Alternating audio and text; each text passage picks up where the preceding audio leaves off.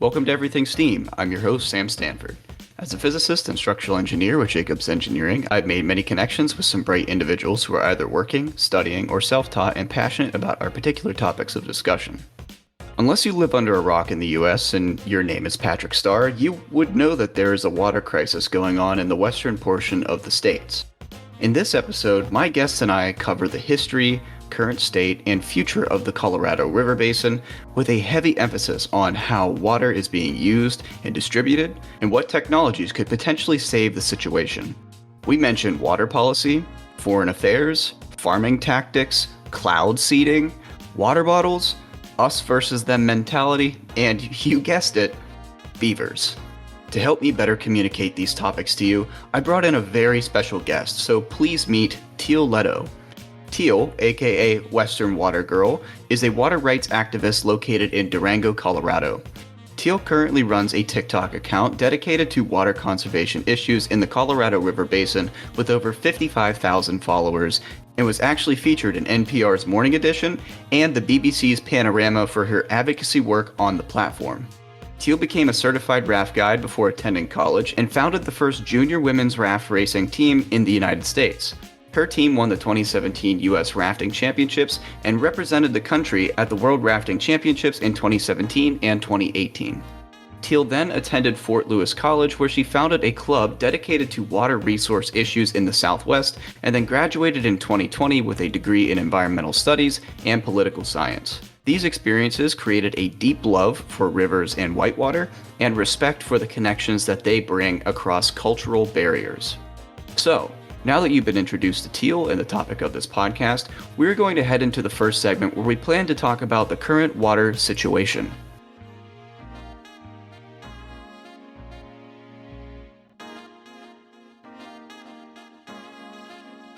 Teal, welcome to the podcast. How are you? I'm doing well. Thank you for having me. Yeah, so this isn't your first podcast, right? You've done this many times. Yeah, this is not my first rodeo. I've definitely been on a couple of podcasts before. So I feel very privileged to announce the fact that Teal was actually happy to record with me because it's one of the most thorough approaches that she's encountered in terms of like a podcast. So I love that. That's actually I nice. appreciated it a ton. Which is funny. Like I feel like all we did was just create an outline and kind of go through it step by step, which I thought that was kind of a normal thing. Well, I guess for maybe like something more scientifically minded like this or more structured, like other podcasts just get together and talk about a movie, which don't get me wrong, those are cool podcasts too. It's just I don't think they really need structure, but that's just my opinion. But anyways, so not what we're talking about today. We're talking about the Western water crisis and not all doom and gloom, I promise. It's going to be exciting. Some talk about policy and also talk about what is happening to combat the water crisis in the Western United States, by the way, because there are listeners that are from different parts of the world for this podcast. But before we jump into anything and I start asking Teal a bunch of questions, I have a couple of fun facts that I really want to go through that I think will really enlighten the audience. I know, like for the typical audience that I have, they've probably heard this before, but might as well reiterate it. And I actually think I have a TikTok video about the first fun fact. No, the second fun fact. So the first fun fact that I like blows my mind, and it's a numbers fun fact, is that there are more H2O molecules, water molecules, in a cup of water than there are cups of water on the whole Earth, which is interesting. Wow. There's about 5 sextillion cups of water on Earth, and I wanted to keep it kind of even and talk about cups.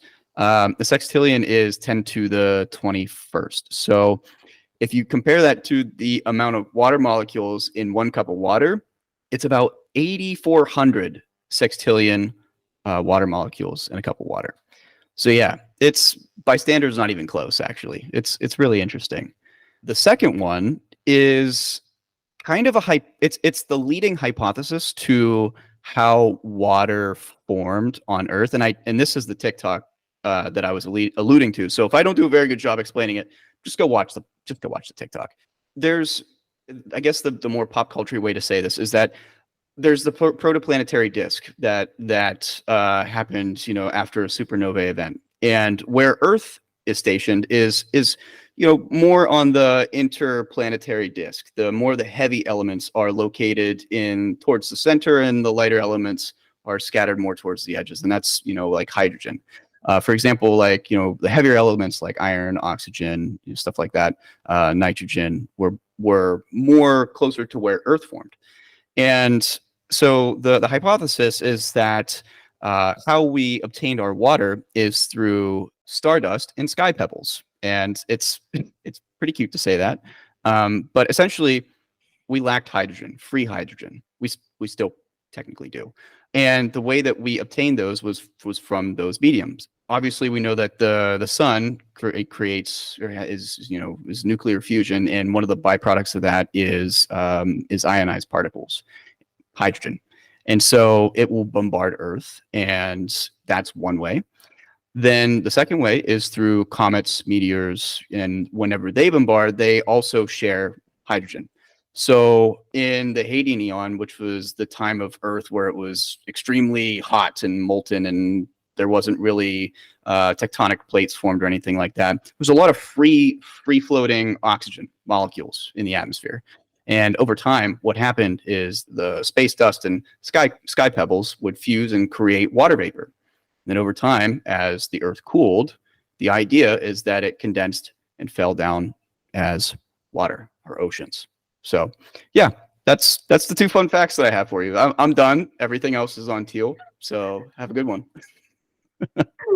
Those were dense. Those are dense fun facts. The first one reminds me of like the subreddit that's like they did the math. That is true. I did a teensy bit of math on that one. It was more Googling than it was math from me. So somebody did it, and then I was just like, yeah, that's cool. Let's share that with everybody. So I don't take credit. But I guess to start out segment 1, we should probably talk about how much water there is globally, and then shrink it down to the West. So do you have any comments on global water? What are we dealing with water on Earth? Yeah, well, there's a couple of things that come to mind. First off, only 3% of the water on Earth is fresh water. And of that 3%, only like 1.2 of that. So like what, I don't know how to explain that because I'm not good at math, but not like 1.2% of that, but like 1.2%, yes, is accessible for us to actually use, which is problematic for us because a lot of it is locked up in like ice and permafrost and in the groundwater. In groundwater. Well, a lot of the groundwater is accessible for us. We do have some groundwater that is like super deep and it's difficult for us to access. But for the most part, we're using our groundwater resources. There's actually a lot of studies about the fact that we are draining our groundwater resources really rapidly. But I digress.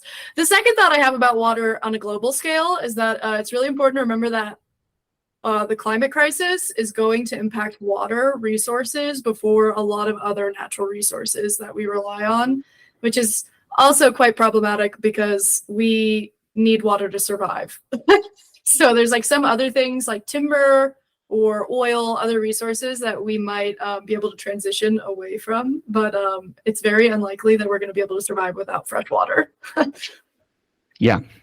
I think that actually goes into some of the statistics that we could really talk about water usage, especially especially towards like the western portion. But I mean, as a global entity, I mean, like petroleum takes a lot of water to refine and also use into their certain products that comes from petroleum, which is just overarching, say it that way. And then obviously the timber industry does create, it's a perpetual cycle from not perpetual, but like a positive feedback loop is as you continue to degrade the soil and remove the forest and try to regrowth, it just the ability to hold water in there just decreases, and it just increases the amount of water that is needed to continuously create a crop to harvest. Absolutely. Yeah. Forest health is really closely tied to watershed health as well. Yeah. No, No bueno. One thing that I thought was interesting, because I did also look at some of the global numbers for water, and it was from the USGS, and it was weird to me that only like 0.001% is in the atmosphere. I was kind of blown away by that, because it is like water vapor is one of our most abundant greenhouse gas. I mean, it's more of a product of greenhouse gases, so we just claim it as a greenhouse gas. But essentially, that's a small percentage. I was really surprised by that. Yeah, we could see that change as temperatures rise because the amount of water vapor that our atmosphere can hold like goes up exponentially as temperatures rise linearly.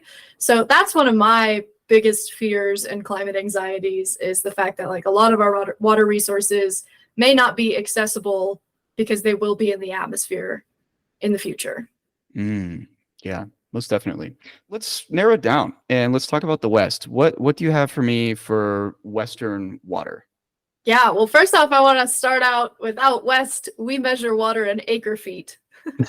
So none of those numbers mean anything to me. Poor metric system. I know, I'm sorry. And people are always like, oh my God, that is the stupidest unit of measurement. And I'm like, trust me, like there's reasoning behind it, but I kind of agree. It doesn't really make a lot of sense. Anyways, out west, our water resources are very strained. Specifically, my work is focused on the Colorado River. And so for the purposes of this podcast, I'm probably going to be speaking mostly about Colorado River and the Colorado River Compact. There are a lot of other river systems in the West, but a lot of them face the same issues that the Colorado River does. So it's like really emblematic of all of the issues with water in the West. But the Colorado River is governed by something called the Colorado River Compact, which was written in 1922. And it is the document that all of the 7 states in the Colorado River Basin agreed to that governs how much water each state gets. And they basically wrote that because at the turn of the century, they were really worried that the other states besides California were really worried that California was developing like way too quickly. And so the other states were like, whoa, hold on, like you're going to siphon all this water, because the way it works in the West is the first person to divert water from a stream is entitled to the entire right that they have on that stream before any other users. And that's even true for people who might not even be using that water in the river basin that stream is in. So in California, a lot of the water is actually pumped like up and out of the Colorado River Basin. But I digress again. So the other states were like, yo, Congress, we need you to help us by creating this like compact so that we can make sure that in the future we'll have water to develop with and California won't just take all of it. But unfortunately, when they decided to make this contract, they hugely overestimated the amount of water that would be in the Colorado River. They assumed, based on a period of really wet years at the turn of the century, that there would be about 16.5 million acre feet within the river every year to be used. So they allocated 7.5 million acre feet to the upper basin and 7.5 million acre feet to the lower basin. The 7 states in the Colorado River Basin are Colorado, Utah, Wyoming, Arizona, New Mexico, Nevada, and California. And the lower basin states are Nevada, California, and Arizona. And the upper basin states are Colorado, Wyoming, Utah, and New Mexico. And the upper basin states get 7.5 million acre feet, lower basin states get 7.5 million acre feet, and then Mexico is supposed to get 1.5 million acre feet. And that's the full 16.5 million. I want to really stress here at this junction that we did not consider the needs of any of the indigenous people at that time. So we did not allocate any water to them, which we will get back to that. And also, can I just butt in and say, like, yeah. just FYI, we're not talking about policy yet, but just take note of the fact that that was made in 1922. This is 2023. Just, okay, continue. Yeah, we got some antiquated rules going on here. And it turns out that the average for the last like 900 years in the Colorado River Basin is something like 14.3 million acre feet. And since the turn of the millennia, since 2000, the average has been something closer to like 12.4 million acre feet. So we're looking at about a 4 million acre foot budget deficit every year. And we are using every single drop and then some. Like we're reusing it downstream. There are people, especially indigenous people, who have water rights that are called paper water rights because they have a right to that water, but it never materializes. They don't actually have access to it. So this whole structure kind of set up a system that really is inflexible to change because it's like these really specific numbers. And also this was created at a time when we were actively homesteading the West. We were still like in the process of like settling out there. I know it was like kind of at the tail end, but we were really encouraging people to farm out there. So that's where the purpose of this like water management system came from. And that's also why a significant portion of the water that we use today still goes to farming. Yeah. So it's a bit of it's frustrating for me because a lot of times people want to point fingers at like cities and be like golf courses is the problem. And like, don't get me wrong, I got my own problems with golf, but it's not to do with water. It's like cities only use about 10% of the water in the river basin, and then industry uses another 10%, and then agriculture uses about 80% of the water in the Colorado River Basin. That's about accurate with what I had for numbers. Yeah. And like the thing is, it kind of varies like which state you look at. For example, in Arizona, 70% of their water goes to agriculture, and the cities use a little bit more. And I think in Nevada, the cities use a lot of the water because they don't have as much agriculture there. And so it does vary state to state. If you want like accurate numbers, I have like an actual thing cited here from the Journal of Nature. That there was a study that was conducted in 2020, and they looked at 17 Western states. I know it's a little bit larger footprint than what you're talking about, but it took into account that for 115 million individuals, like just residential, that's only 6% of the water in those 17 states. And then whenever you added commercial and industrial, commercial and industrial, add that on, the total was about, 14%? 14%? 86% of that was then guided towards agriculture. So. Absolutely. And then like CSU has a water knowledge like hub that you can check out with a bunch of data that's specific to Colorado because they have a whole like campus dedicated to studying like agriculture and stuff like that. And in Colorado, 89% of water goes to agriculture. Wow. So it really does depend on like the state. But to me, I really do support the agricultural communities in the basin. And I want to stress that at this juncture, because I think a lot of times when you start pointing the finger at ag and saying how much water it uses, people start getting a little defensive and they're like, well, what are you going to eat? And that kind of stuff. And I want to be really clear that I do support farmers. And like, we do need to eat. However, I do want to throw it out there that the majority of the water that's being used for agriculture in the Colorado River Basin is being used to grow forage crops for cattle. So Vox News just did a huge expose about this, and it was really had all these like really awesome little graphics and like a breakdown on it, and I really recommend checking it out. But it was like 60% of the water in the Colorado River Basin is going towards feeding cattle. And not all of the cattle that it's going towards feeding are in the United States. We do export a lot of it. And all that is to say that I think there is ways we could be using our water to produce food that's a little bit more efficient and maybe a little bit less consumptive of water, and just to produce like dairy and beef. And I say that, but I also want to be really clear. I'm not like a proponent of being like, everybody needs to be vegan. Like, I'm not a militant vegan. It's just like, I read one study that was from, oh man, I can't remember the journal. I'll send you a link when I'm done. But they were talking about how if Americans all just chose to do like a beefless Mondays or like beefless Fridays, we could probably like single-handedly solve the water crisis in the West. Yeah, so I think the statistic is that like the average American, it consumes like 4 times the amount of beef, like if you look at a worldwide standard. I you know, of course, like I eat meat too. The message isn't, you know, let's all stop eating meat. The idea is just to consume a little less for sure. Yeah, absolutely. To an actual healthy amount.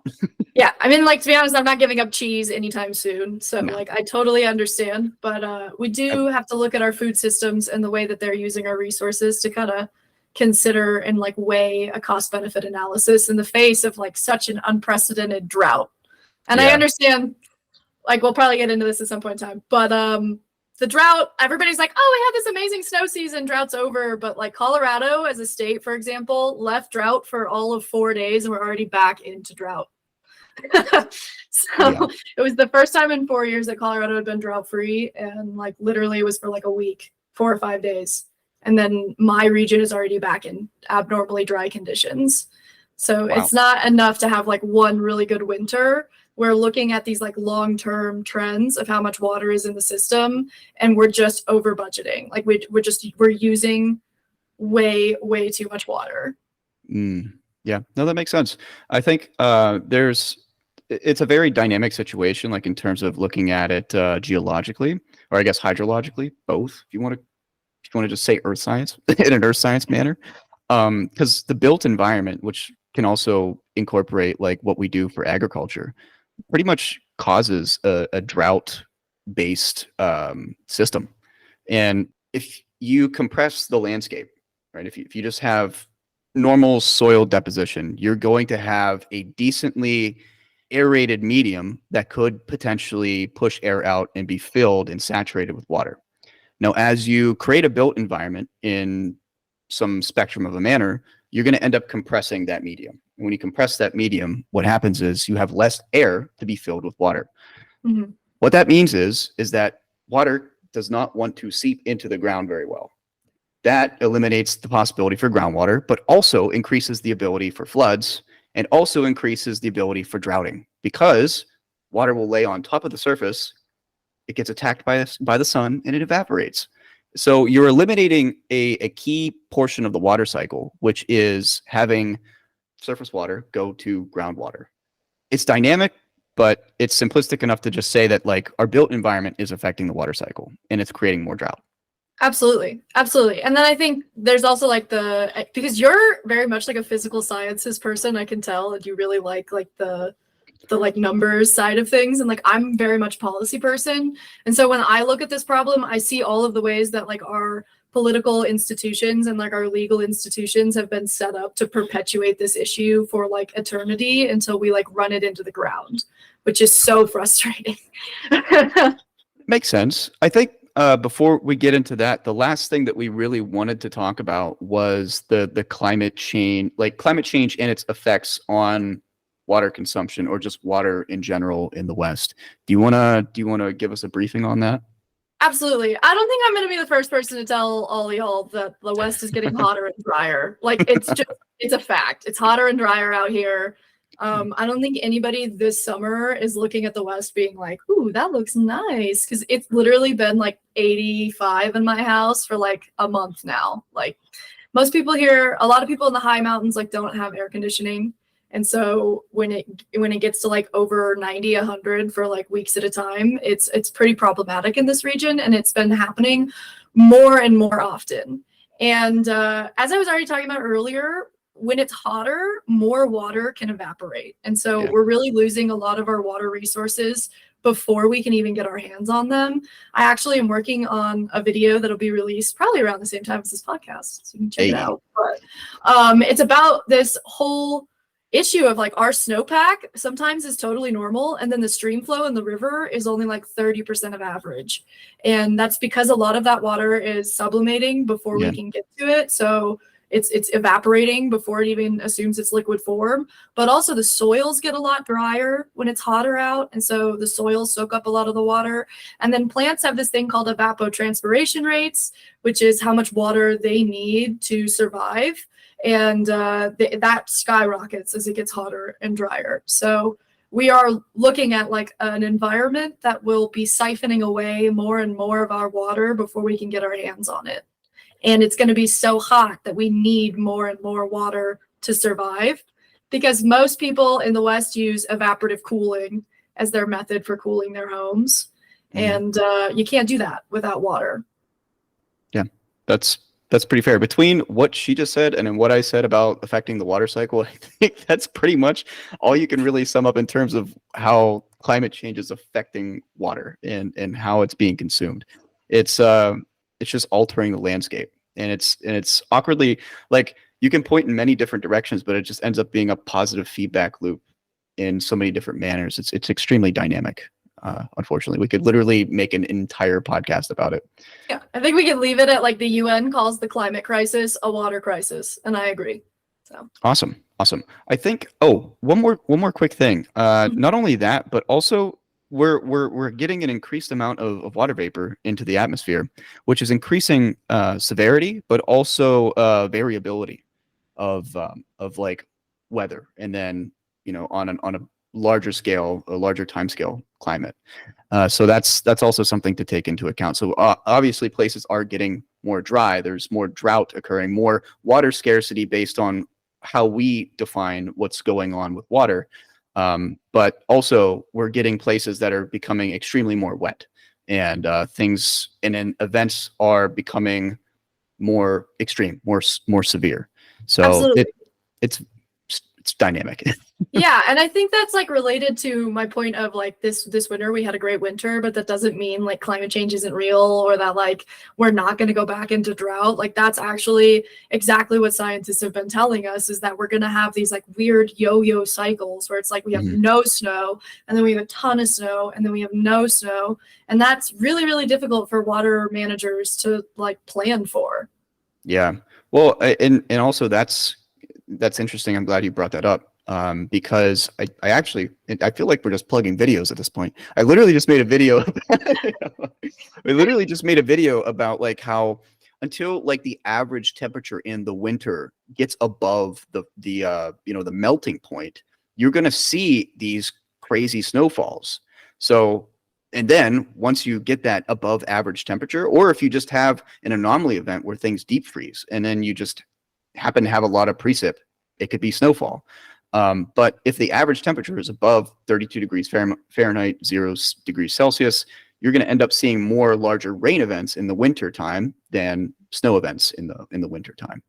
So it's again back to this whole dynamics, and the problem is we don't really think about weather or climate because it's hard for us to really picture something that takes place, a third, 2/3, or over our entire lifetime. But we have to get a sense of how these events do play into climate and how it's getting more severe, and how temperature is affecting these events. Sorry, I ranted. No, I absolutely agree. I was literally saying I don't know what else to add there, because that's also how I just get a lot of comments that are like, oh, the drought is over, and it's like, well, for today, but the reality is like we see the long-term trends, and we have to rectify the situation with the huge deficit that we created when we wrote the Colorado River Compact. Because even ignoring the last decade of 12.4 million acre feet, the real average is at least 2 million acre feet lower than what we assumed it was going to be. And like that's it without even considering climate change, and we have to rectify that situation before it all just like hits the ground, because like we are quickly approaching like a huge catastrophe in the river basin. And I think it's probably worth explaining that just for a quick second, because I don't think people really understand like what's at stake.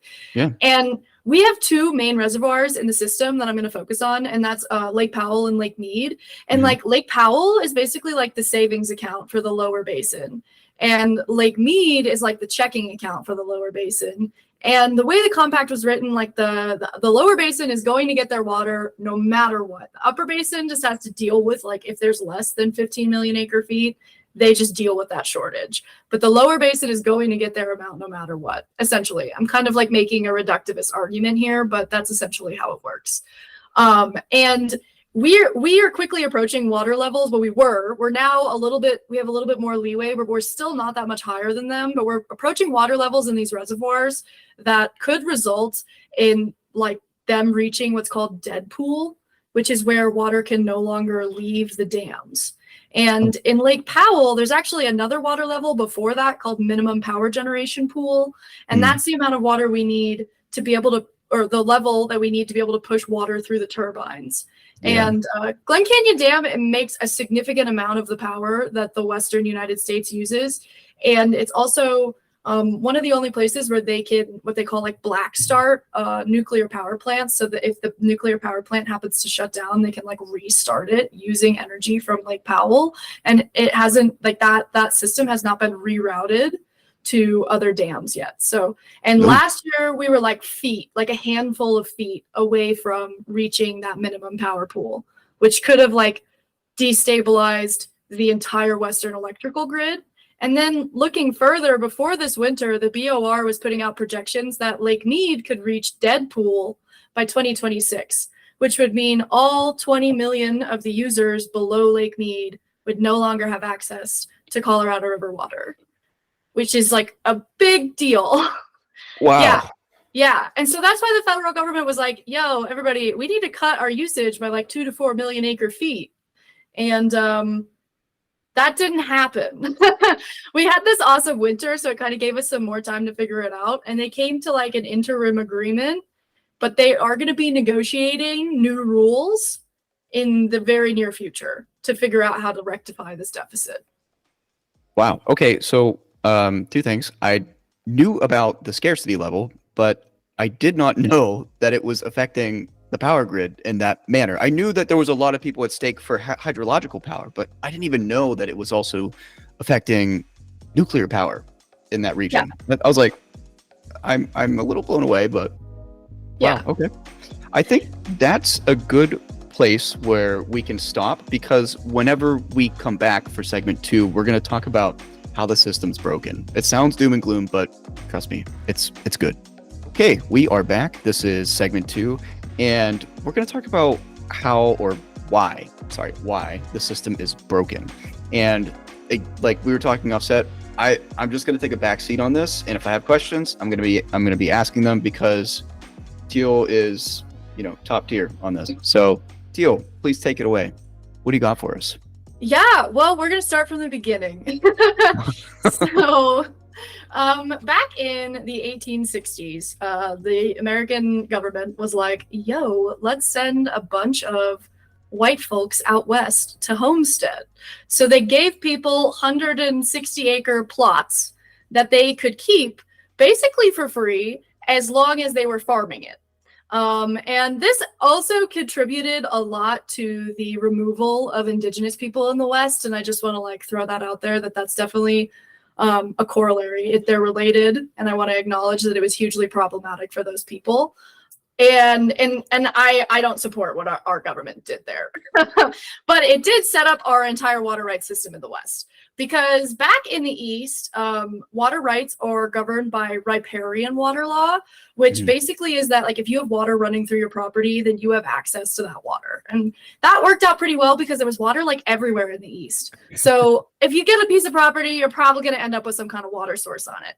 But when these homesteaders started coming out to the West, they were like, oh my God, it is dry as all heck out here. I don't know if you've ever seen the movie Rango, but there's a scene in the movie where he gets ejected from his little tank, and he's in the highway, and he literally just spontaneously combusts, and he sheds his skin twice because it's just so dry. That's what it's like out here. So these people would get this 160-acre lot, which you would think there's got to be water on there, and there would be no water.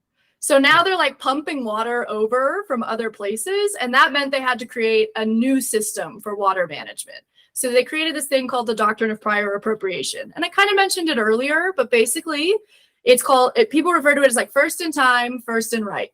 So for the first person who diverts water from a stream, even if it's not on their property, has a right to all of the water they diverted before any other user. So that creates a lot of issues, but also I want to say that for some reason that system does not apply to the indigenous people in this area. And that's hugely, hugely problematic. And we're going to circle back to that in just a second here.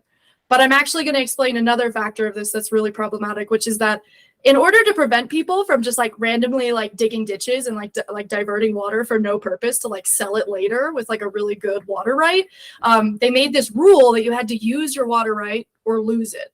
So you couldn't just claim water and then not use it for 10 years and then sell it later. So at the time, this rule had a purpose. But now it's basically preventing farmers and irrigators from being able to use more efficient irrigation methods and plant better crops, because they have to use the entirety of their water right, or they might lose the unused portion in the future.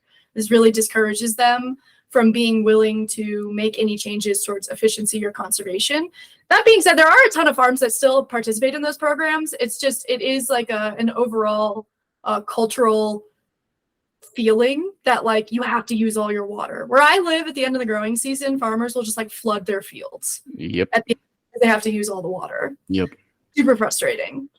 At the same time, there's at least 22 recognized indigenous tribes in the Colorado River Basin. I think the last time I checked, some people were saying it was up to 30. But there are a ton of indigenous peoples in the Colorado River Basin.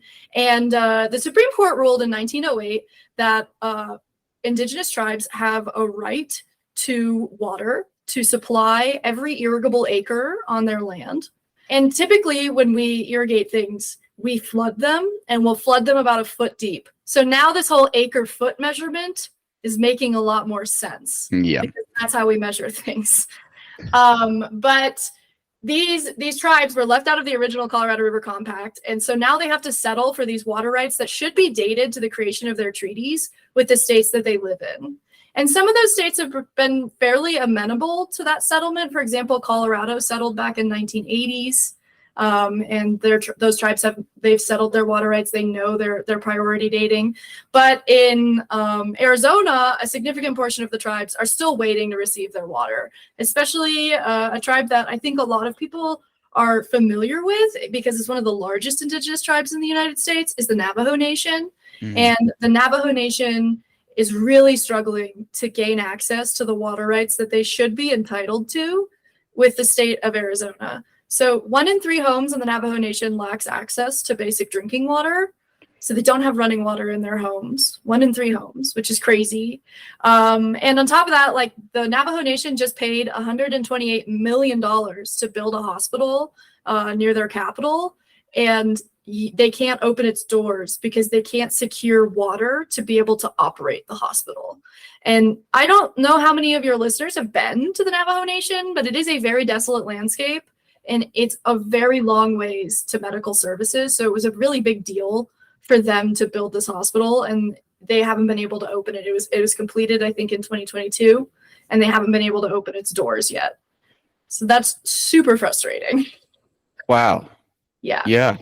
So my understanding is just with almost the first come first serve kind of a deal. So they obviously, like, people were given like a piece of paper to be able to start this whole irrigation process, and then apparently like the indigenous peoples just didn't end up getting that piece of paper. Is that pretty much what it is? So you appropriate it, which is when you actually like build the ditch and start using it, which doesn't work that way anymore, but it used to. Now you have to do the next step, which is called adjudicate, which is where you go to a water court. Colorado, I'm speaking of the state of Colorado because every state has like different laws, but this is how it works in Colorado.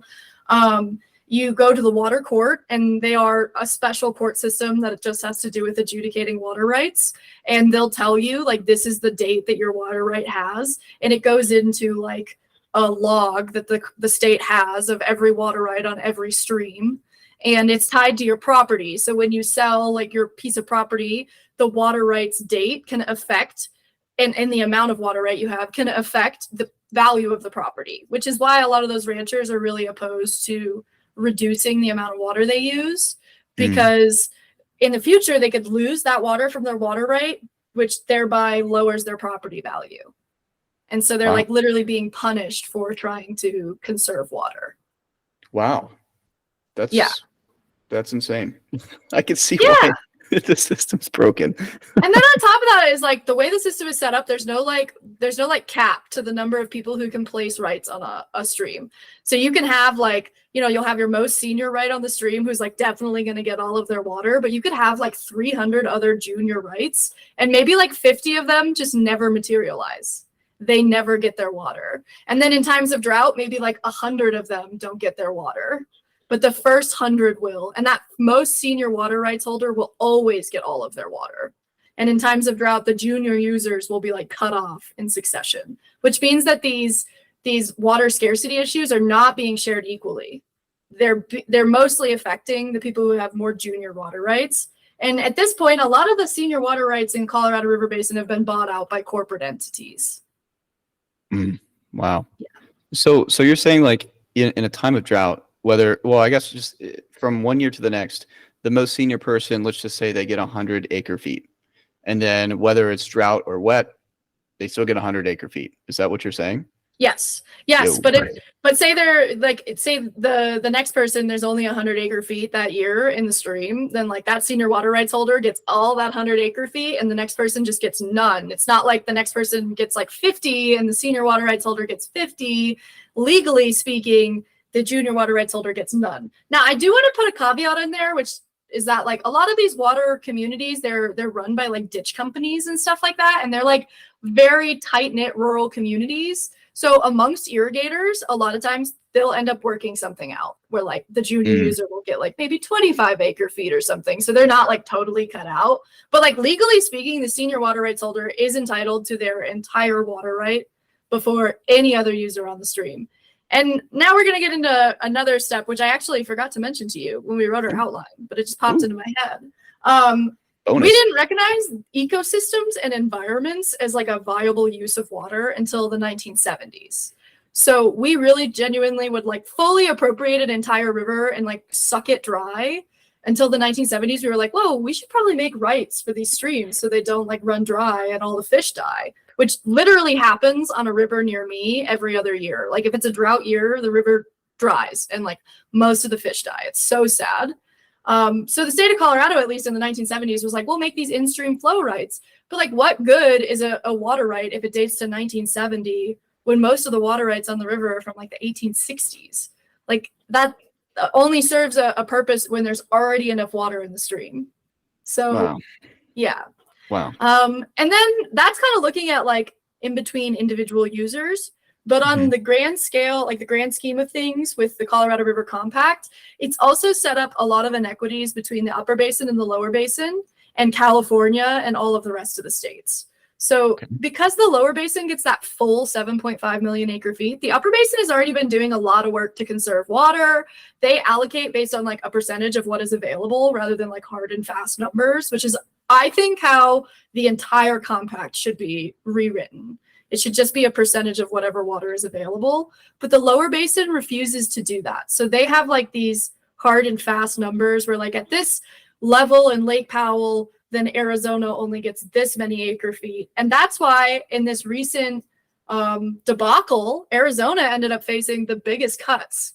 And I was talking to you guys about how tribes in Arizona are struggling to get their water rights. Well, the tribes in Arizona were some of the people who faced the largest cuts as a result of that. So it's just like this really weird power dynamic. The upper basin is basically like, nah, dog, like we're not donating any more water to you guys because California consistently uses more than they're allotted. So the upper basin will be like, hey, we're only going to use like 4.3 million acre feet this year so we can save some in Lake Powell. And then the lower basin will just use it all. And by lower basin, I really mean California because Arizona and Nevada, like they don't really use that much compared to California. And then the other thing is that when the federal government came out and was like, hey, we need to make these reductions, California literally in the negotiating room threatened to cut off cities like Phoenix and Denver before reducing the amount of water they would use for agriculture in their state, which is crazy. Especially because we were already talking about how most of the agriculture most of the water going to agriculture is going to cattle feed crops. That's very much true in California. Where most of that water is going is the Imperial Valley, which has the oldest water rights, the oldest and largest water rights in the Colorado River Basin. And 1/3 of the cropland in the Imperial Valley is to grow forage crops for cattle. And about 40% of the forage crops grown for cattle in California in 2020 were exported to China. So like we're exporting our water in the form of forage crops to other countries. We also export it a lot to Saudi Arabia. And what's really funny about that, I'm going to go on a little bit of a tangent here, but I think you're going to love it. So just bear with me. Hit me. So in Arizona, there's this farm called Fundamante Farms, which is owned by Saudi Arabia.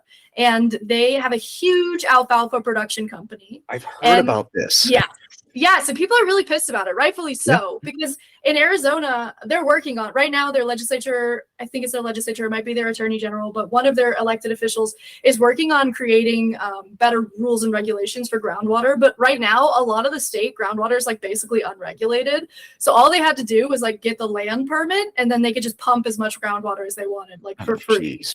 And what's crazy to me is actually the reason this is happening is because back in the 1940s, we sent people from Arizona to Saudi Arabia and we were like, hey, you should start growing some hay over here. And we'll show you how we use our aquifers to grow hay. And like we went over there, we were literally like, this is how you should do it. And then in 2015, their aquifer ran dry. And in 2016, they made it illegal to grow alfalfa in Saudi Arabia. So that's why in 2015, they opened Fondamonte Farms in Arizona to grow their alfalfa. Wow. So, like, yeah, basically the way that we manage water in the West is really ignoring a lot of the ecological realities of the West. And it's also disadvantaging a lot of communities that have already been quite oppressed by the American government. And I think it's about time that some of those inequities are addressed in like the legal systems that govern how we allocate water. Yeah, I agree. It's like obviously the winner should be society, you know, but what we're thinking about is exports and money. Yes. Yeah. Sounds really familiar in terms of energy, but you know, but I feel like I just beat a dead horse at this point. So curious, you've also mentioned something called the is it the California Power Play, the CA Power? You have CA Power Player. Yeah. What is that? That's just my way of saying like California is the biggest player in the room. And in the negotiations, after the federal government was like, y'all need to come up with a plan on how to reduce water, 6 of the 7 states came up with like a really excellent plan on how to like deal with that. But it did require California shouldering a significant portion of the burden, which kind of makes sense because they are using more. But they vetoed it literally on like the last day before the deadline. They were like, no, we don't agree to this plan, which is super frustrating. And so basically, that's just to say that like California is basically the kid in the room that's like, my dad's a lawyer, you can sue me. Like the Colorado River Compact gave California all the keys to power. And it makes it really difficult for other players in the basin to act in good faith. And in my area, because I live in a rural area in Colorado, when irrigators are opposing like environmental organizations trying to secure water rights to protect rivers, for example, there's a river near me called the Dolores. It's the river I grew up camping on. It's absolutely gorgeous. It's a red rock canyon. It's a lot like the Colorado River. It's a tributary of the Colorado River. But unfortunately, you can only raft it about once every 5 years because most of the time there's not enough water. We pump almost all of the water from that river up and out of it into a different river basin, which means that it will never flow back into that river. So like in 2021, the river was like virtually dry. It was at like 1 CFS or something like that. So, and when environmental groups have tried to secure water rights to protect that river, the irrigators are like, that is water that's going to go to California and like screw California. So it's created this like, I don't know, almost like hysterical view of or perspective of like where water is going, because it's very much like everybody v California, and then other people look at it like irrigators versus cities. And it's just, I just don't think that that is really helping us at all. Like we really need to just look at the system as a whole and be like, wow, the system doesn't really make a lot of sense. Why did we do it this way? And I just want to throw out there that it's not like I'm the first person to be saying this. In the 1870s, John Wesley Powell wrote a book that was called like a report on the arid regions of the West or something. I don't know. You can look it up. I can't remember the exact name. But basically in it, he said only 2% of the land out west was arable. And he was like, he literally told the USGS and like the precursor to the BOR, like, you guys are setting up like a legacy of litigation and conflict over water rights for your future constituents. Like there is not enough water for the land. So it's not just like me that's coming up with this. We've known this for over a century. We've just chosen to ignore it. Yeah. That makes sense. I mean, the watershed is what mainly fueled by what snowmelt, right? Water, Mhm. snowpack. Almost Yeah, entirely from snowpack.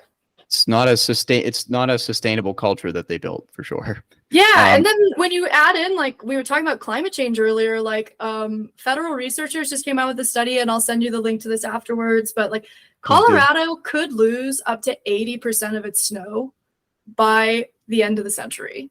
And that's terrifying. If our water resources all come from snow and Colorado, they're saying Colorado might look a lot more like Arizona, which is crazy. Wow. Colorado is one of the only states that has no inflow water. We only have outflow water, and we supply water to something like 15 other states. So, like, we're already dealing with a broken system, and then we're just like placing a bunch of extra stressors on it, and it's really not looking good for the future. That's wow. Yeah. Rip Colorado. Unless something happens. We're hoping that things change. Rip Um, my snowboarding season. thank you. So one more thing I think before we jump into break, because you did quickly mention it, that there's this fight, and I don't know if you want to talk about it in segment 3, but there's this fight between the urban interface and agricultural rural interface. One thing I really want to point out and stress is that in that study that I did mention before in the Journal of Nature, they actually, and I can read it verbatim here. Just give me 1 second.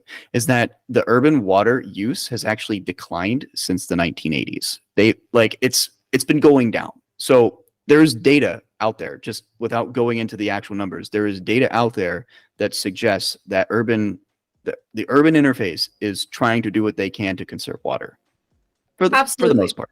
Yeah. Absolutely. There's this concept in the Colorado River Basin that they talk about a lot at conferences, which is decoupling water consumption from population growth. And there are quite a few cities within the basin that have already managed to do that, which is really, really awesome. But I still think there's work to be done for sure. Yeah. And I'm excited to talk about some of the things we could do in the next segment. Dang right. Okay. So with that being said, we're going to run into our commercial break. But then when we come back, I guess we are talking about what is being done and also conservation tactics. So stick around. Okay, we're back. This is segment 3, and we're talking about what is being done and conservation tactics. So we're going to start out with something that I'm not good with at all. And Teal's going to give you the rundown on what's being done with policy. So Teal, please take it away.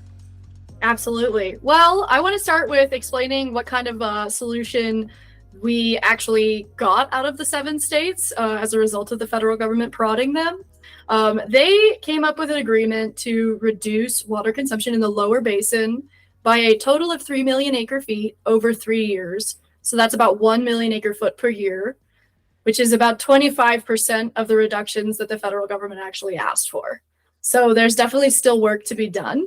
And they're going to be, as I said earlier, renegotiating the drought contingency plans for this kind of scenario in the next year or so. And the federal government is doing an impact study, an environmental impact study, to decide what kind of impacts the various possible changes, including that plan that I just talked about, would have on the environment in the Colorado River, because there are a number of endangered fish species. So they have to kind of go through this whole federal review process before they're able to make any changes in how we manage things, as far as like the federal government and like releasing water from dams. But at the same time, there are other entities in the basin that are like putting in good work to change things. And I would like to give the Southern Nevada Water Authority a huge shout out, because they have been on the vanguard of water conservation in the basin. And for those of you that don't know what the Southern Nevada Water Authority is, they're the people who take care of all of the water in Vegas. So a lot of times people will point at Vegas as this like the city of excess water use, but the reality is Vegas recycles almost all of the water that is used indoors. And they actually use that water to do a wetlands restoration project that is in the Las Vegas Wash, which is really cool. And they also are paying people to remove lawns. New developments aren't allowed to have lawns. The Nevada legislature passed a law that I think by like November of this year, cities and subdivisions have to remove non-functional turf grass. So they've taken a ton of steps to reduce their water consumption, and it's been successful. Their population has grown by something like 750,000 citizens, and their water consumption has been reduced by about 27%.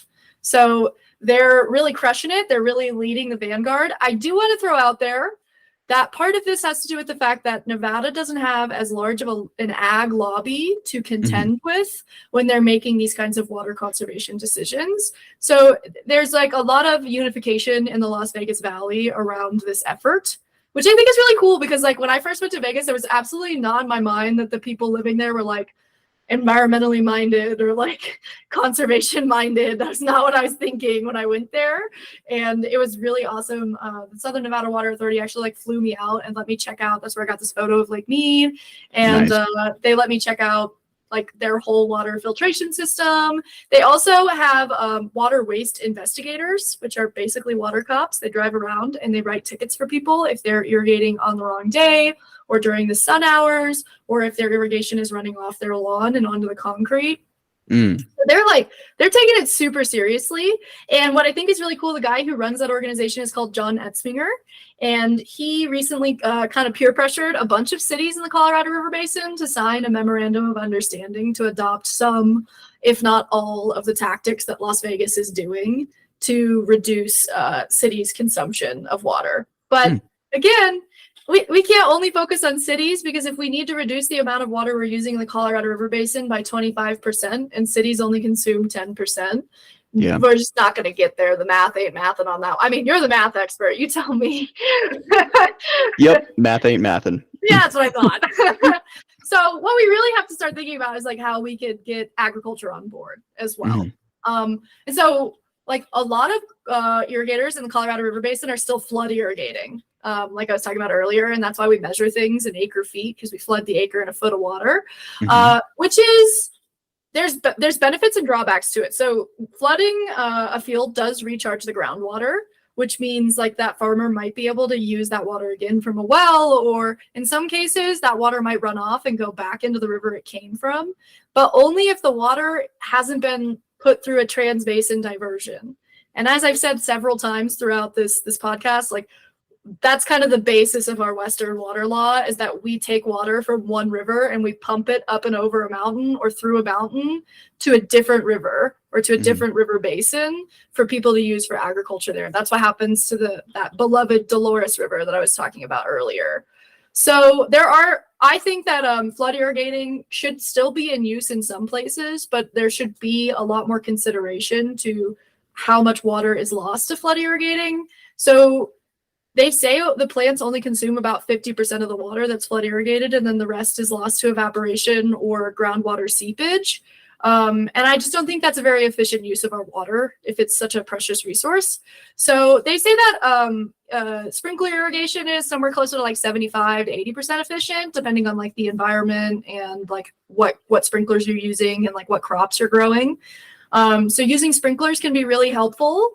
And then there is always drip irrigation, which unfortunately you can't really use drip irrigation on something like a cattle feed crop, because you take one of those big turbines over it to gather it, and that would just like rip up all of the drip irrigation. So that's not really a viable solution to having cattle feed crops. So that's another thing we need to consider, is like what kind of crop choices we're using. And like perhaps it doesn't make sense for 60% of our water to be feeding cows.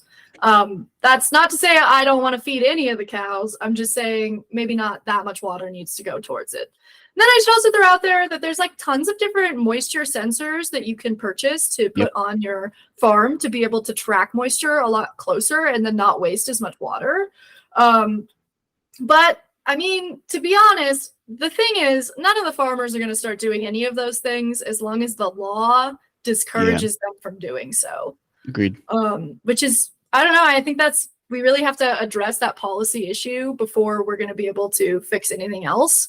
And a lot of farmers are really opposed to any kind of changes to water rights because they feel like the water will just be taken away from them. Some policy like changes that I would propose would be creating a legal mechanism for cities or states to compensate irrigators for their irrigation upgrades to own whatever their efficiency savings are in the future. I think that would be a really good compromise, so that these farms are still able to stay. These like rural agricultural communities get to preserve their cultural heritage, but we're not wasting water in the way that we did back in the 1800s, because a lot of these people are literally using the same head gates that their great grandpappy did on their family farm, which I love for them, but we gotta move along with the technology. And then we also had discussed this, which I'm really excited to talk about. I just put out a video about this today. But beavers could be so helpful to us. I'm gonna go into the why in a second here, but I just want to comment on, like, I go to a lot of water conferences, and then the last year or so, people have started showing up with like beaver shirts and like beaver stuffed animals, and like everybody is really on the beaver train. Basically, the concept is that there used to be 200 million beavers in North America before we like mercilessly slaughtered them to create silly little hats. And now there's only about 15 million of them here. And beavers are really awesome species. They're what's called a keystone species. So they fulfill a really specific niche in an environment, and that means they help create the ecosystem they live in. So they create ponds with their dams. Obviously, like, a beaver hears running water and they're like, I must stop that. So like they build their dams and they build their ponds, which slows down the running water, which allows it to seep into the groundwater. So part of climate change is we see these really spiking hydrographs, which is like when the snow starts melting, it like melts, it gets really hot and it melts really fast and it's gone. And so we kind of just see this like pulse come through, and the beaver ponds kind of like help absorb some of that moisture as it's coming down and then release it later in the drier months. And they also perform a lot of ecosystem services unrelated to like water resources alone, but they cool down nearby air temperatures and they create really amazing fire breaks. So areas that have beaver ponds are often unimpacted by wildfires when they come through.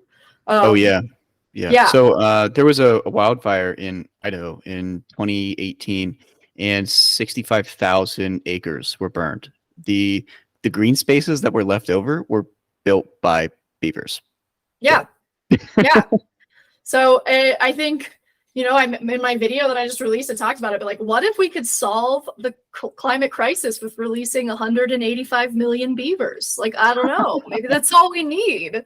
I'm joking, of course, like clearly that's not the answer, but like, I do think that we should start looking into these like nature-based solutions, because people spend a lot of money to do stream restorations throughout the West. And a lot of times they're building things called beaver dam analogs. And you do have to build a couple of BDAs to attract beavers to the area. But the thing about that is, if you don't reintroduce the beavers or like at least help support them, then you have to continually keep building these BDAs, and they cost like a lot of money, when we could just be like paying for some beavers to come and like fix it, which would be great. The other problem is there's a lot of opposition from ranchers, because ranchers get really annoyed with beavers flooding their fields, which I kind of understand. I do get it, but they were a part of this natural landscape, and I think it's important for us to use whatever tools we have at our disposal to try to like restore that natural landscape, because clearly it's what sustains us. Yeah. The positives to that definitely outweigh the negative of flooding a little bit of your field. Water retention, cooling the area, keeping, wildlife safe from certain disasters, but also bringing in a more effective wild ecology, like I guess propelling wildlife ecology. I guess that's a better way to state that. I mean, there's a lot of benefits. And have you ever heard of the tactic that they used in like the 1940s, where they like dumped a bunch of beavers out of like a plane with parachutes into like an area where it was uninhabited. There was no roads to get back there, so they just dumped a bunch of beavers out of a plane. Okay, I'm not alone here. No, I've definitely heard of this, and I'm like absolutely obsessed. My next beaver video will absolutely be including some footage of that if I can get my hands on it. Please do. It's a great story. I could just imagine beavers just coming down and just scurrying out of the little boxes. Wonderful. Maybe that's all we need, I don't know. I think so. So to transition here, I think there's a few other things that I really want to talk about. discredit this a little bit. I don't want to discredit it, but I do want to talk about it. So desalination, there's a lot of debate, maybe from both sides of the aisle on how effective desalination is. Do you want to comment on that? I do. Well, first off, I just want to comment on like this concept of like augmenting new water resources or adapting to the water resources that we have. And I really think it makes more sense for us to adapt to the water resources we have and put our resources, our like monetary resources in that direction. Because in my mind, like we can't keep augmenting water resources forever and ever and ever. Like you just eventually you have to get to a place where you're like, all right, how do we operate with the water that we have? But like addressing desalination as a specific way of augmenting water resources, I think people don't understand the scale of desalination that we would need to accomplish to be able to rectify this budget deficit and how much water we use. Like the largest desalination plant in the world produces about 800,000 acre feet a year, and we need 3 to 4 million acre feet of water. And that's not even considering like the amount of power that we would need to generate to run that, and then the brine waste that we would need to be able to deposit after that. So there's a lot of uphill battles there. And then the other thing, and actually I'm stealing this quote from John Etzminger from the Southern Nevada Water Authority. When I asked his opinion on this, he basically was like, yeah, I mean, be my guest, but like it's going to take you a couple of decades and we need to figure this out like yesterday. So go ahead and start building your desalination plant today. But like we should also be looking into like how are we going to fix this now? Because that's a future solution. Even if we mobilized on the scale of like building Hoover Dam and had like the whole country put our resources into making this happen, it would still take like 5 to 10 years. So I don't know. That's my take on it. I don't know if you have any different thoughts. No, I don't think so. I mean, there are places. So, I mean, if we're just talking like not the Western United States, like there are places in the world that definitely need an answer like desalination. That is true. Like, for example, I'm living in Israel right now. And one thing that Israel did was they got their quote unquote shit straight with their natural landscape. And then they said, okay, we need this amount of water. And so let's desalinate. And they actually did a really good job of estimating how much demand would come from that desalination plant. They've done a really good job with that. However, like what you're saying, like with the Western United States, I think, it is good to create a tandem approach to solving this water crisis. But I think the answers are definitely in natural approaches. And I think that's something that we should definitely move forward with and be focusing on rather than just fully focusing on something that could potentially help us out in half to a full decade from now. So I do agree with you. Absolutely. I want to throw out there that I bet that I haven't looked into the way Israel allocates water, but the thing is, like I was saying, we allocate water as if it's endless. So if we start desalinating water, we're just going to start allocating more than the water we can desalinate. And then we're going to be like, well, we need more water to desalinate. So until we like address the policy that allows us to just continually over allocate water, then like augmenting new water resources doesn't really do us any good. That's the way I see it. Cause I'm more focused on like I think desalination could play a really good role in like supplying water to the metropolitan water district in Southern California. I think that should be playing a much more critical role in their water supply. But I don't think like feasibly that we could start letting irrigators use desalinated water to irrigate, because I think we would end up going down like a very dark path of being like, well, we need more and more and more. Yep. It definitely doesn't solve the usage issue at all. Yeah, absolutely. I totally agree with that. And just to one last comment on this, and just so people understand. So you talked about how we have this brine solution. Well, from my understanding is that like the desalination plant that they have in in Southern California, I think it's San Diego, they produce for every gallon or for every 2 gallons that they process, like 1 gallon of it becomes fresh water. And that's a very generous estimate. So it's 50% efficient, but potentially a lot less than that. But what happens is you're stripping the salinity, the salt away from, solution. So what happens is you have a very high amount of salinity in what you put back into the ocean. We'll just say just the ocean. And that creates problems. That sinks to the bottom of, the oceanic floor and creates some anoxic environments for a lot of different species that are in and around that ecosystem.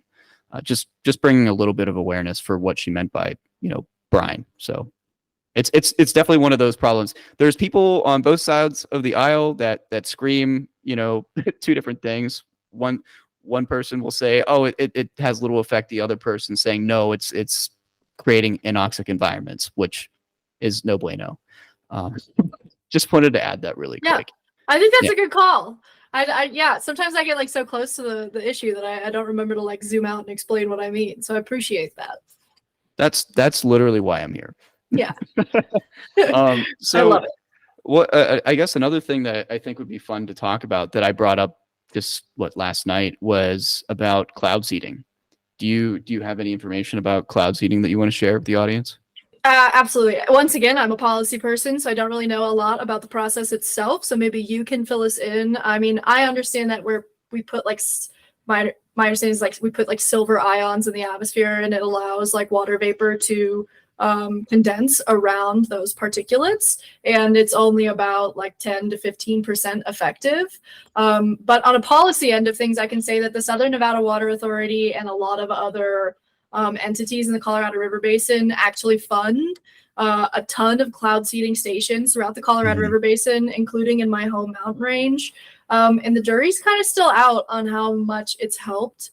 But I kind of think like the Southern Nevada Water Authority has very much taken an approach of like, let's just like throw it at the wall and see if it sticks.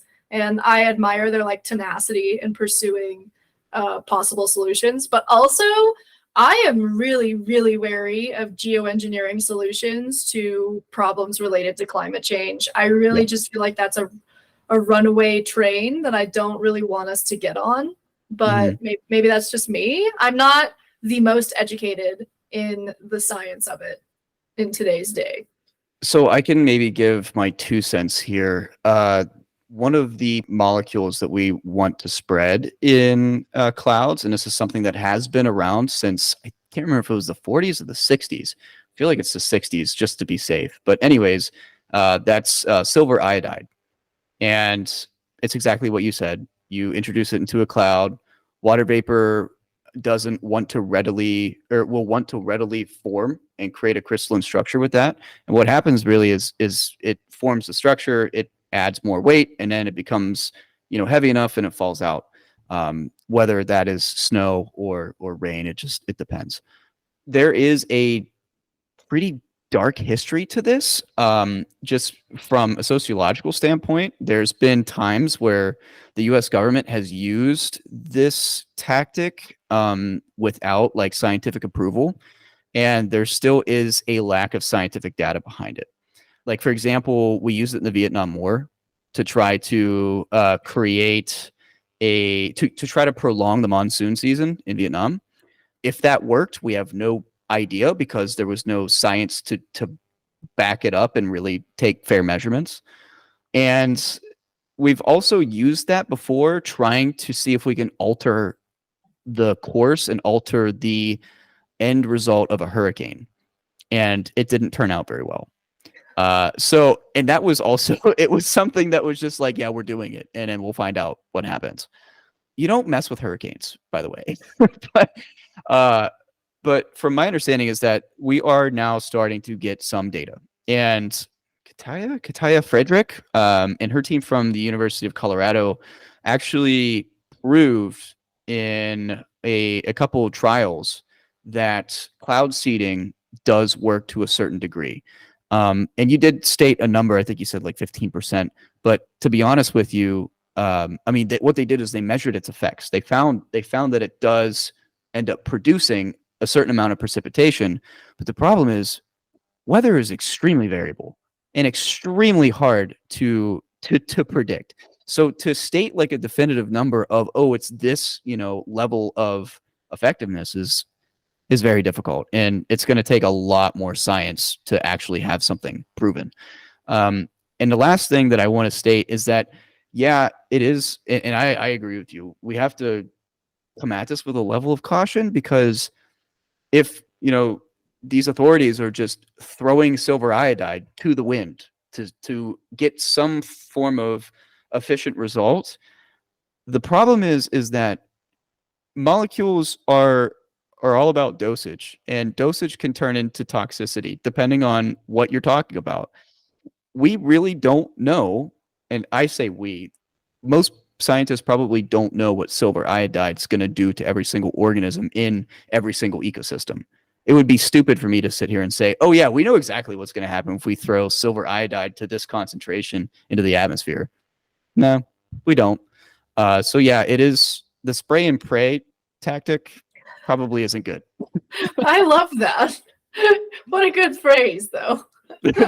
Literally, yeah, because I saw some videos of that, and they're just like taking these trailers and just parking them and then just spraying it out there. Yep. And I'm like, and no wonder why there's a bunch of woo-woo people on the internet going, oh my gosh, but there is a little bit of merit to it. And I hate to like give conspiracy theorists like an inch, but like there is merit to it. And we do have to be concerned about our geoengineering tactics for sure.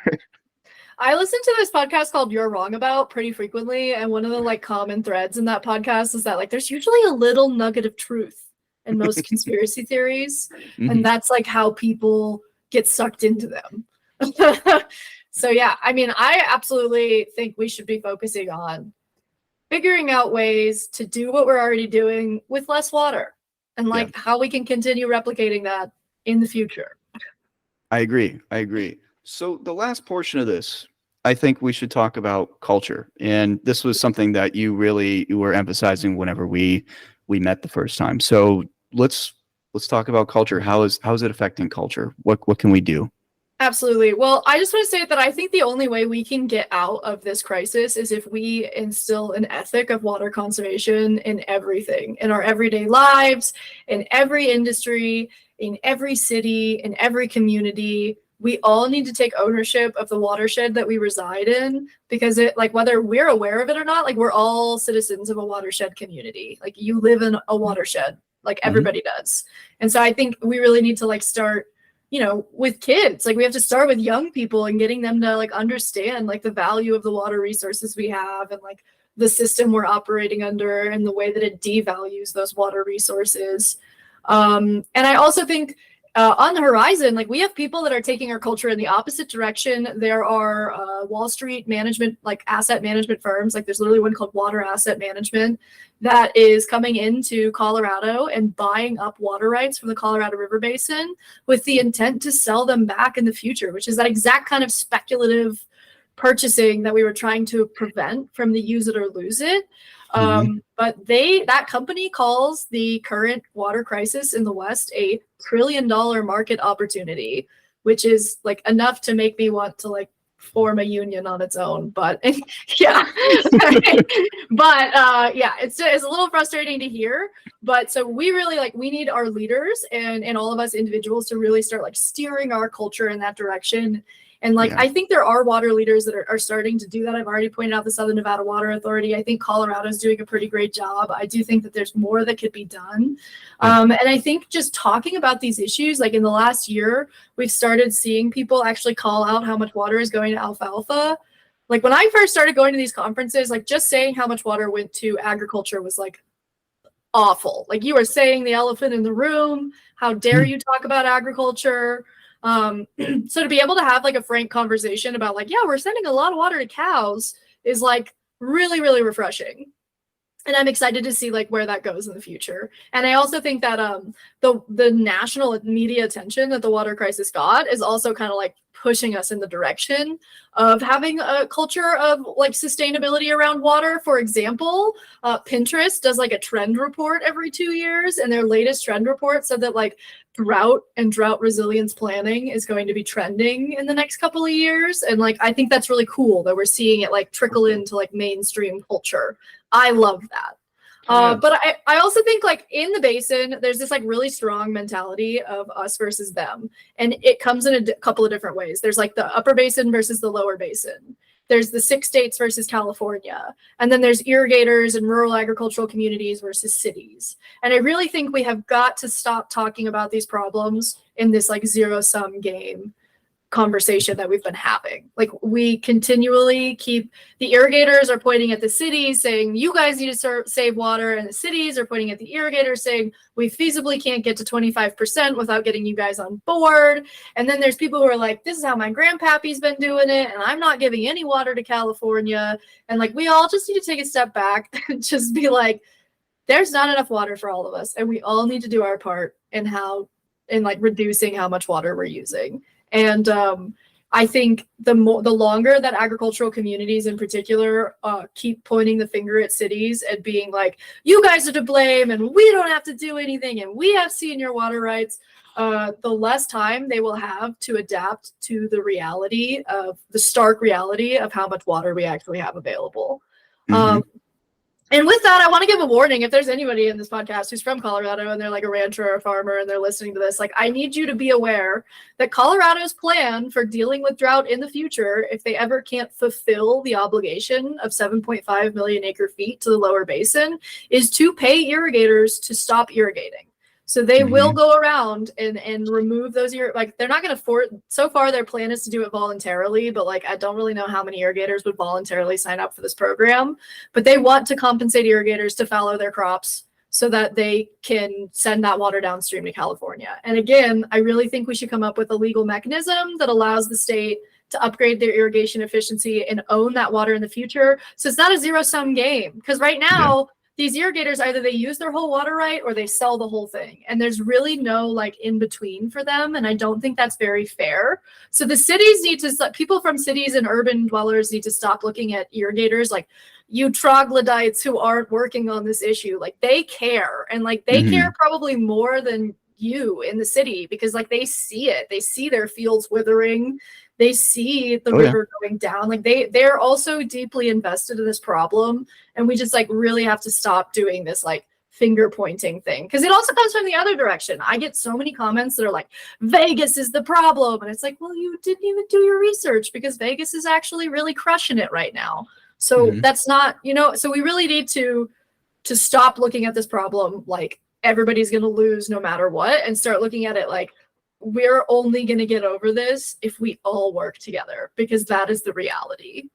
And with that, I also want to throw out there that like we need to include Mexico and the tribes in all of these negotiations. And thus far, the tribes do not have a representative at the negotiating table for these drought contingency plans and any future changes to how the BOR is going to be managing the Colorado River Basin. So I think it's really, really important for us to create space for the tribes to speak their mind and have a say in their water resources. And I also think that they probably have traditional ecological knowledge on how to survive in a very dry landscape that we've been ignoring for over a century, and we should probably start listening to.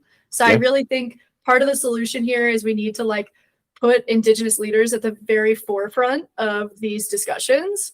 And I just want to drop like a little bit of a proud Colorado moment, which is that Colorado and my corner of the state, the southwestern corner, just appointed a woman named Lorelei Cloud, who is the vice chair for the Southern Ute tribe, as the water representative to the Colorado Water Conservation Board. And she is the first tribal member to be on that board since it was created in 1937. Wow. So we're seeing changes. It's happening. We're seeing these Indigenous leaders take over these positions, but it needs to happen faster, and we need everybody to get on board. Yeah. That holds a lot of weight. Having someone from a different background with that type of knowledge is definitely important, and can definitely sway things in the right direction. So that's very exciting. One thing I do want to point out as well, because you did name drop Mexico. For people who have Netflix and love watching Netflix has a series called Explained, and they did an episode on the world's water crisis, and a good portion of that was dedicated to what's going on like the end of the Colorado water basin. And I hate to get political, and I don't like it, but I will state this is like, I've had numerous conversations where people are upset about what's going on at the border. And there is a percentage of that has to do with water. And Absolutely. I mean, imagine you being your dad and your granddad and, his dad, etc., have had a farm for hundreds of years. And then all of a sudden there's just no water. So what are you going to do? You got to go somewhere where there's a job. You got to do something. You got to go somewhere there's water. Because if you know anything about the ecology of the northern portion of Mexico, it's freaking dry. Yeah. So And there's like a correlation there. when we were in the middle of the because now we're not as stressed with water because of this winter, we have like a little bit of leeway. But before this winter, like Tijuana is a city that gets most of its water from the Colorado River, and they were having to shut off water for like days at a time because they just didn't have supply for the city. And a couple other things about Mexico. Vice News did a piece about how in the area of the Colorado River Basin that goes into Mexico, there's actually cartels that are like siphoning water out of the canals and like selling it, and it's like entering like the whole like criminal underworld, which is crazy. And also like a lot of cities in Mexico, they have trucks that deliver water, and the cartels have started kind of like paying off the drivers and stuff like that. So like water has become part of this like black market in Mexico, which I can only imagine also contributes to people wanting to come to our country. But the other thing that I always like, we talk about people because people and human stories are what drive our emotions and empathy. But I do think it's always really important to also talk about like the landscape, and like the Colorado River Delta in Mexico used to be gorgeous. It was one of the largest estuaries in the world. And Aldo Leopold, like the famous environmental writer, in his Sand County Almanac has a section called the Green Lagoons that's all about what the Colorado River was like in 1922 when he went there. And it's just like this verdant green. There's like birds everywhere. He talks of a river with no end because there's so many different channels you can take. It is completely dry. Yeah. The Delta flowed in 2014, and I think there was a little bit of a flow pulse recently, but like the Delta does not get water very often at all. And if you look at photos of it, it's like a desolate, dry, salty landscape. There's literally nothing there. And it's kind of horrifying to think that like we literally drained this whole ecosystem to grow alfalfa. I don't know. That's just like a weird thought to me. Yeah. If anybody ever winds up in San Diego Natural History Museum, I've been there, and they have a wonderful just section dedicated towards that whole area, and you should definitely check it out, or just invest a little bit of time to learn about it, because yeah, she's spot on. It's true. One more soapbox item that I really want to bring up, and I feel like you have maybe a decent comment for this, is that I really hate the premise of bottled water, and it's like, okay. It reminds me of like in the Lorax when that guy's like selling air. Like it's the same concept to me. Drives me nuts. I will throw it out there that I get a lot of people that like when I post about the water crisis, people are like, "Well, it's Nestle," and like, the water bottling companies are definitely not the ones driving this water crisis, but I still don't think that like bottled water should be anybody's go-to. Like I think it's something that we should only use in situations where there's like no access to like clean drinking water. Other than that, you should just be using your tap water. Like you should be able to do your research and like know where your water resources come from and feel confident in like their safety. Like I feel confident. I know what river my water comes from, and I know what processes they use to make it clean before I drink it, because I've done that research, and I don't need to buy bottled water because of that. I have a hydro flask. Yeah, so like for places like that get hit with natural disasters and stuff like that. Like I understand, like you have the infrastructure is beaten, and you can't trust the water, so you have to bring in bottles of water to get it to people that need it. I get that. I also understand places like Flint, Michigan. People buy water bottles because they have to. But again, at the same time, that's a failure of governance. Yeah, that is a fail. And you know what really upsets me? And sorry, getting political again. I'm so stoked. Whenever freaking celebrities fly out to Flint and bring in like crates of freaking bottles of water instead of just donating like $1 million to like solve the freaking water system there.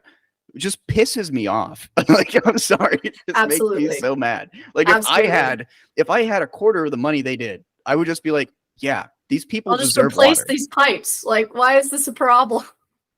So the bottle water industry, just getting away from the whole Flint thing, but the bottle water thing just irritates me because we should be looking towards like government policy issues rather than just being like, oh, everybody should just go buy bottles of water and it ends up in the street, in the landfills, in the oceans, damn it, in turtles' noses. Like, just So irritates you're me. telling me that you're somebody who believes in systemic solutions, which I am also on board with. I get really annoyed with people asking me like, what can I do? Because like, yes, I totally understand wanting to like make a difference. I also want to make a difference. That's why I have my platform. But the reality is like we have to fix the systems. Like we won't be able to address a lot of these issues until we like actually look at the systems and start weeding out the policies that we're using that are like causing these inefficiencies or redundancies or just like plain stupid things that we shouldn't be doing. Like, it's crazy to me that I don't know, the deeper you go into water policy, I didn't even get to go down all the rabbit holes. Like, most of the way we manage water is completely disconnected from the reality of the environment. And it's just astonishing to me. And so, yeah, turn off your sink when you're brushing your teeth, but that doesn't help us until we like decide to actually manage groundwater in like a reasonable way and surface water in like a reasonable way, if that makes sense. No, yeah. I encourage people, because we did a whole podcast called Sinking Cities. And one beautiful and devastating, horrible example of that is Mexico City. How it is literally just sinking. It's subsiding because they're just taking all of their reservoirs or aquifers just away. And it's so sad. It's really sad. I do want to, you said water bottles. I also thought of the fact that, fun fact, when you label yourself on the internet as the water girl, people will give you a lot of water bottles. And now I have like 200 water bottles in my house. Oh, wow. So people just like, they're like, oh, you want my water bottle with my logo? And I'm like, no, but okay. Like, well, I guess then you could just turn around and sell it for merch. Yeah. Or give it away to people that, need it, I guess. I'm just staying hydrated out here, You're almost to the point where you can use one per day. Yeah. for the year. Who needs to clean their water bottle when they have one for every day? I don't know. Jeez, that's crazy. I guess, yeah. So to end on a good note, I do agree. Activism is the biggest thing that like an individual can do to make a difference. I stress that in every single podcast that we do that ends up talking about conservation or climate change in just in some aspect, because shutting your faucet off when you're brushing your teeth is very important, but advocating, talking about it, and advocating to people who do make policy is the most important thing. And a united society is a strong society. So instead of pointing fingers, actually talk to your crazy uncle at Thanksgiving and have common ground and talk about how water bottles are bullshit. So that's all I got to say.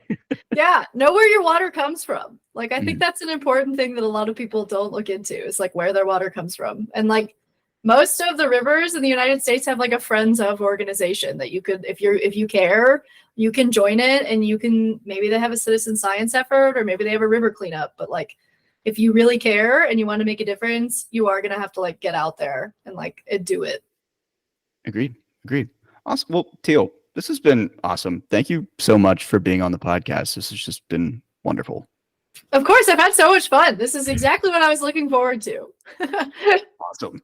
The outline works, people. And with that, I bid you good night. That is all for this episode of Everything Steam.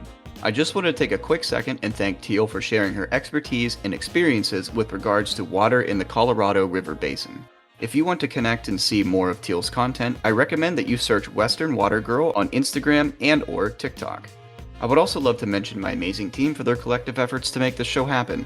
This podcast was edited by Ariel Piermont, and our episode art was created by Gabrielle Edmiston. After the episode, please give our podcast a rating and review on whatever platform you get your podcasts on. We're always looking for feedback, and the rating would greatly help us out in the fight against the algorithms. Lastly, be sure to check us out on all the socials for podcast news, upcoming episodes, and just fun Steam content. Just search Everything Steam on Instagram, TikTok, Threads, and Facebook to join in on the fun. Once again, thank you for listening to Everything Steam. I'm your host, Sam Stanford, and as always, stay curious.